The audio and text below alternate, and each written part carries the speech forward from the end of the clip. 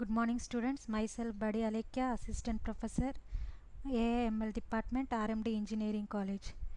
Today we are going to discuss how to implement one real-time application of machine learning with Google Colab, and also I gave a guest introduction regarding what is reinforcement learning and what are the different types of applications supported by reinforcement learning.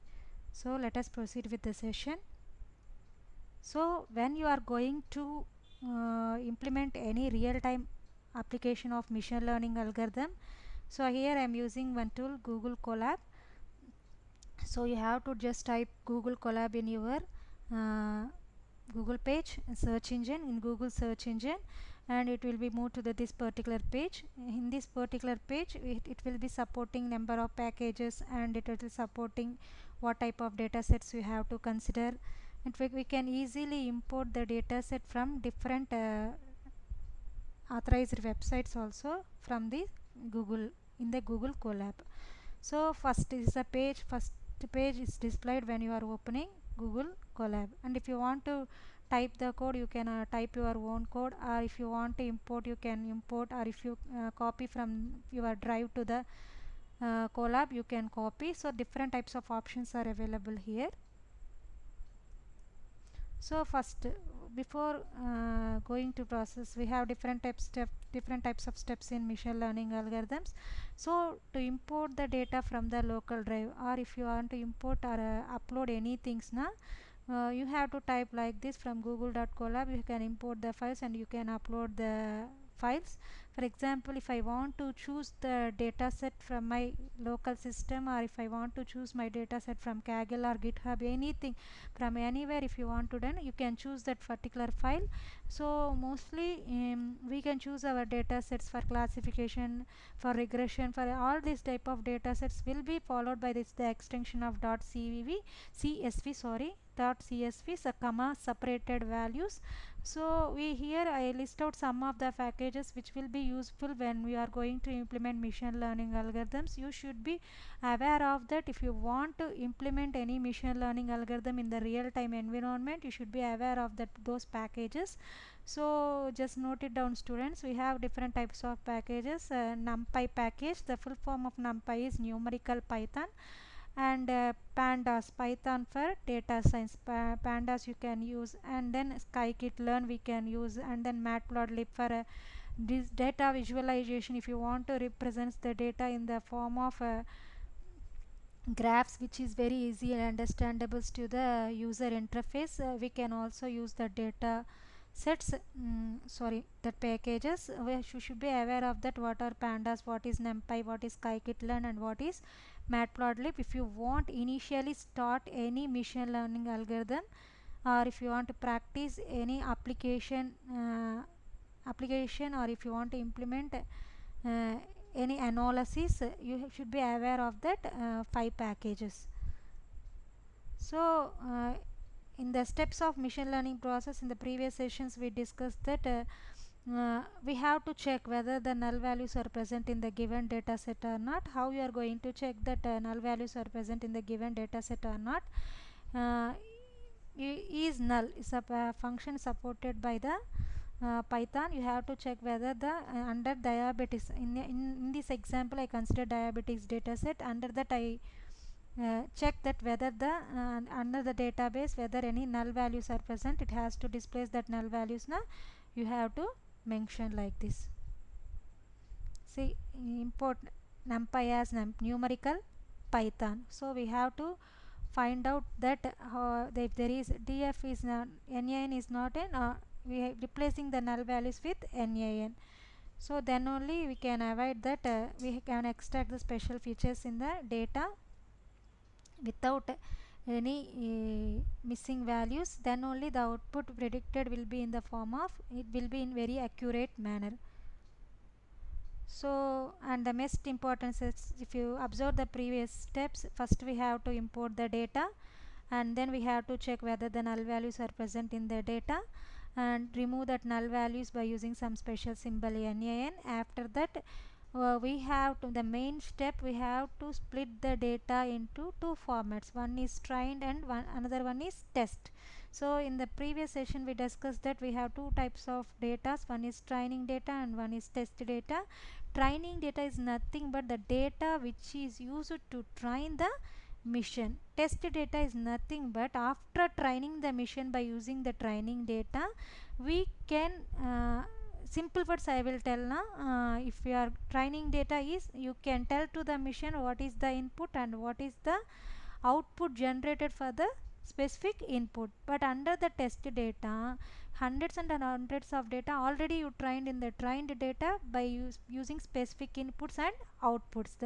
Under test data you just pass the input to the mission can able to predict the correct output for the given input. If it is correctly predicted na, the training will be given to the mission in a correct manner. If it is wrongly predicted na, again there is a need to train the mission in a proper way, and by giving the efficient data to train the mission, then only we are going to get the accurate results. So both train data and test data will plays a major role in predict the in providing the performance levels of any given algorithm or for the given application. Also, if your trained data and test data, if you are given in proper ratio, and your estimation and performance will be resulted in good manner. So here if you observe here how much of test size I am giving here, 0.25. And then what is the trained data, just you assume and you tell to me in the chat box. So here the test data is 0.25 and the trained data na, if 25% is test data na, the remaining 75% is the trained data. Is a correct proportion, is the right fitting of data.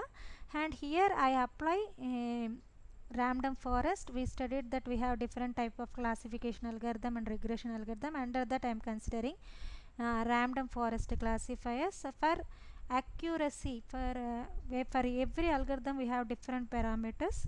The different parameters will be calculated mainly by four metrics. One is accuracy, precision, recall, and then accuracy we can calculate the performance by using mainly this F1 score, by using these four terms that we, if you practice, you come to know what is the purpose of that things. So here if you observe that ROC curve, whatever the performance, whatever the results we are going to get from the model will be represented in the visualization form. For visualization form, which type of package we have to consider is matplotlib. Now we have lot of packages are available. Seaborn is there, heat map is there. So advanced lot of data visualization packages are supported in the machine learning environment. Here ROC is a performance curve. It is a repeater operating characteristic curve.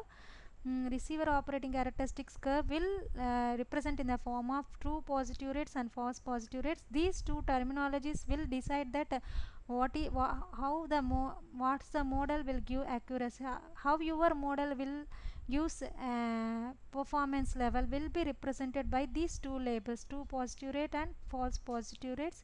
That means for the given input, how much of the things will be correctly predicted. For the given input, for how much of things will be wrongly predicted. That type of things will be represented by using these labels and be represented in the form of data visualization techniques by using this matplotlib. So this is a just brief overview how you are going to use the Google Colab for typing your code and importing your algorithm and executing your applications.